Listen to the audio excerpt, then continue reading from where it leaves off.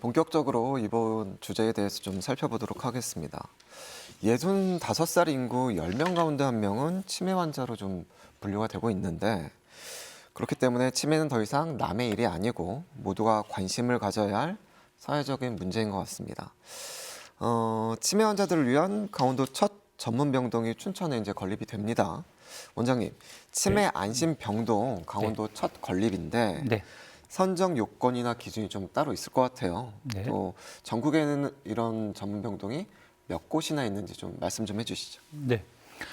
치매 안심병동, 즉 치매 전문 병동인데요. 복지부에서 시행하는 사업입니다. 네네.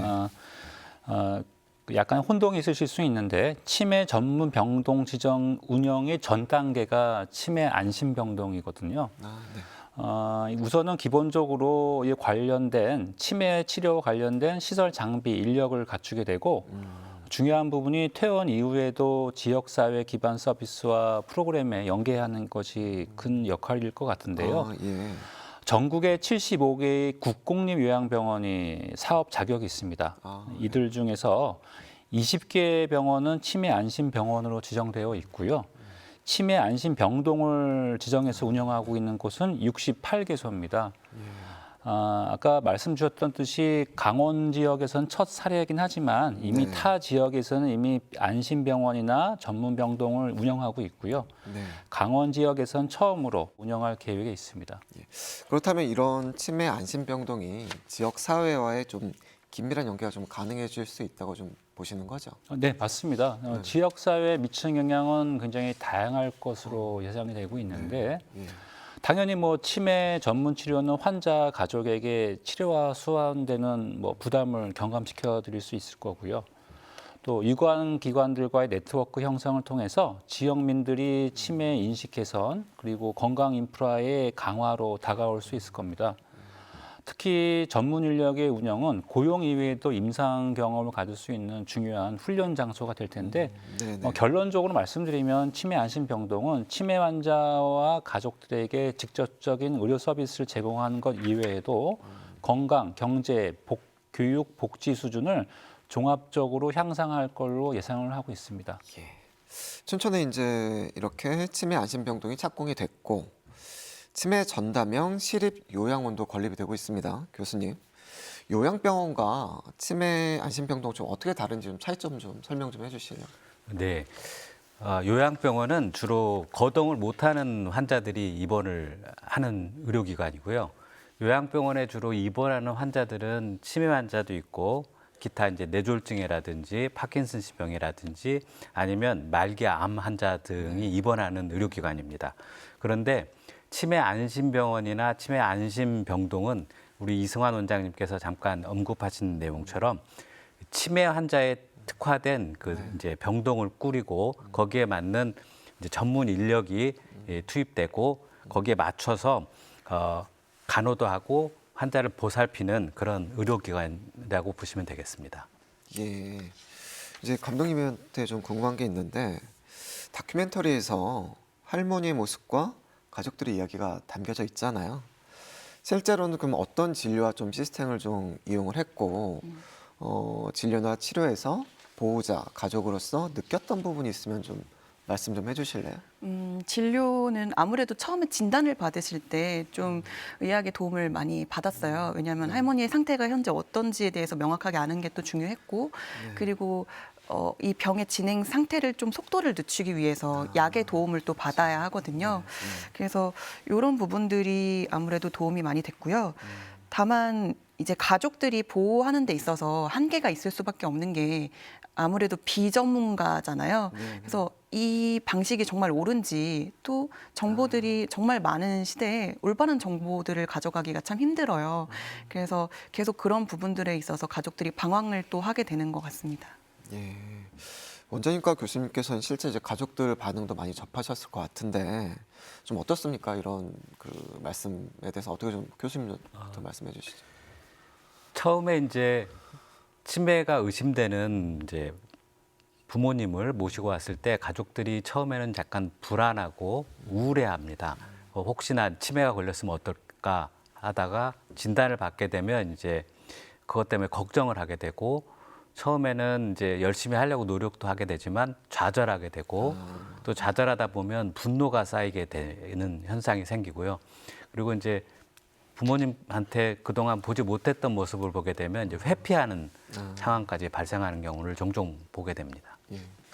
우리 원장님께서는 그러면 이런 상황에 좀 가족들이나 이런 분들이 좀 어떻게 좀 대처해야 되는지 조언을 해주시자면 어떻게 말씀해 주실 수 있으세요? 네, 제가 뭐 우연치 않게 김나연 감독님의 다큐를 본 기회가 있었습니다.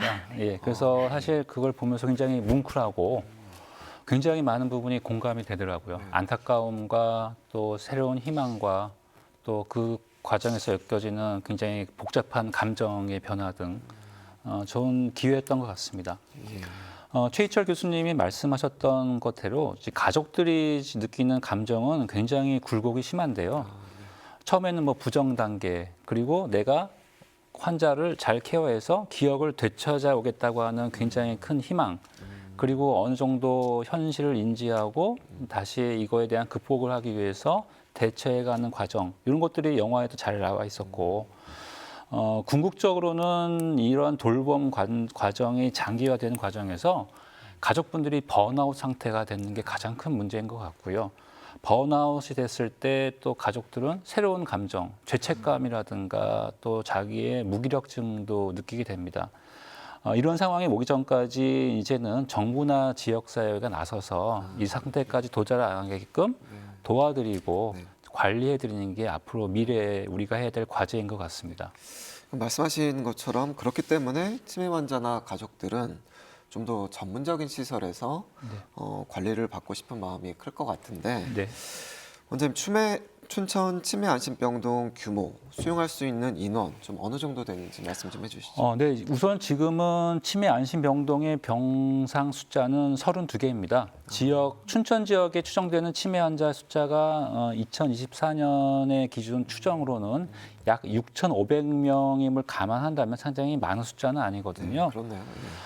병원에서는 우선적으로 현 병상 숫자를 유지하면서 누적된 자료를 통해서 치매라고 모든 분들이 다 입원을 해서 치료하는 경우가 아니고 치매 환자분들 중에서 급성기 빠른 치료와 대처가 필요한 부분을 해서 국한해서 운영을 할 겁니다. 네네. 그래서 이런 것들이 현 지역에서 적정한 규모인지는 춘천시와 좀 협의를 통해서 향후 계획을 대처해 나갈 예정에 있고요.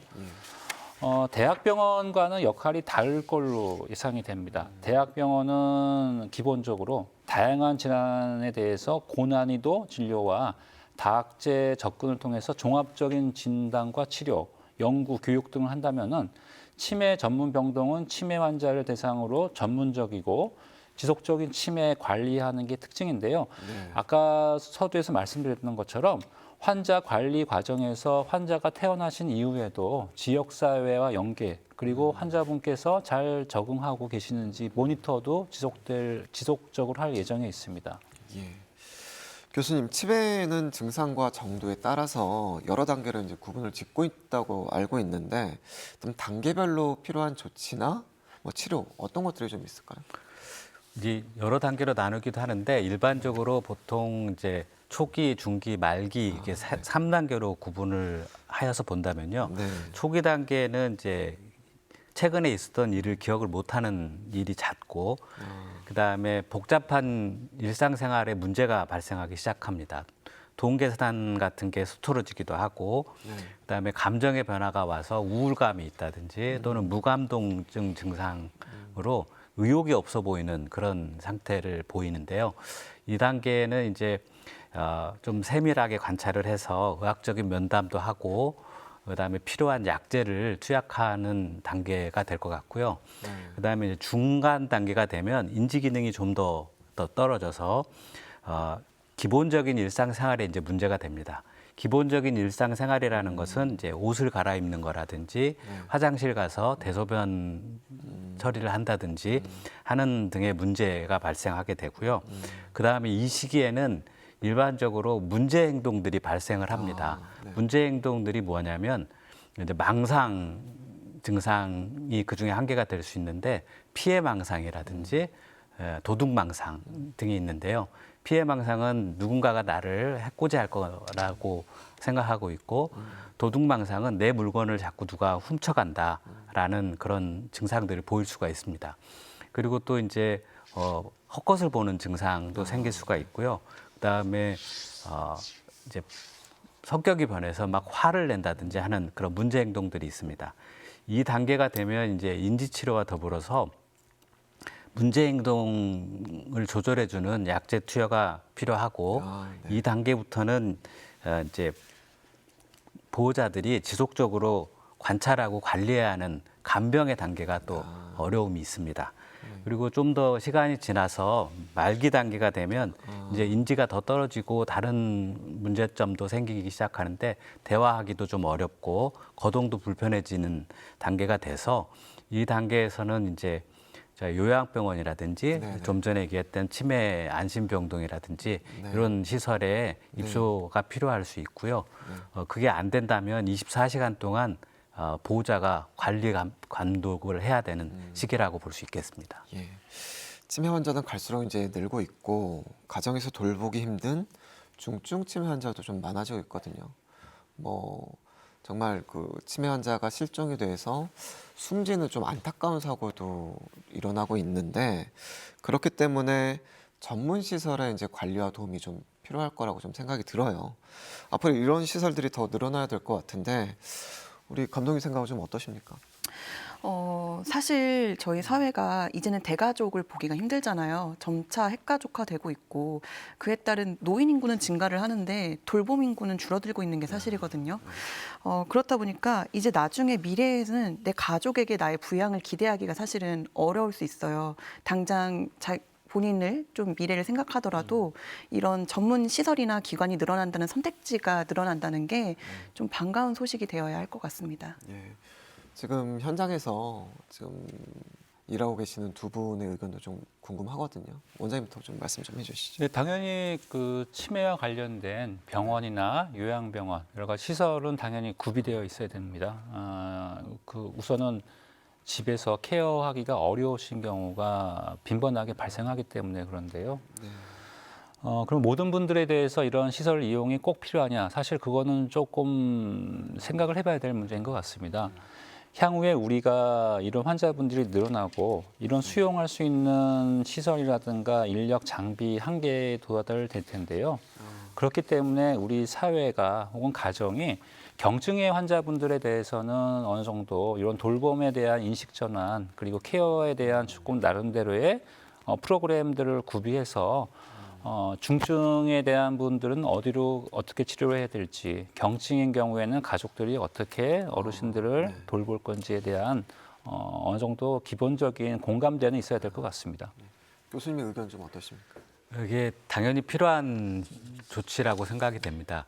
저희가 과거 이제 전 근대적인 사회에는 가족 구성원들이 많아서 치매가 발생된 어르신이 있으면 충분히 보살필 수 있는 그런 여건이 됐지만 요즘처럼 핵가족화되고 또 사회생활을 해야 되는 사람들이 치매 환자를 돌보면서는 일상생활을 할 수가 없거든요. 그래서 당연히 사회적으로 그런 시설이라든지 구조가 갖춰져 있는 게 당연히 필요하다고 생각합니다. 예.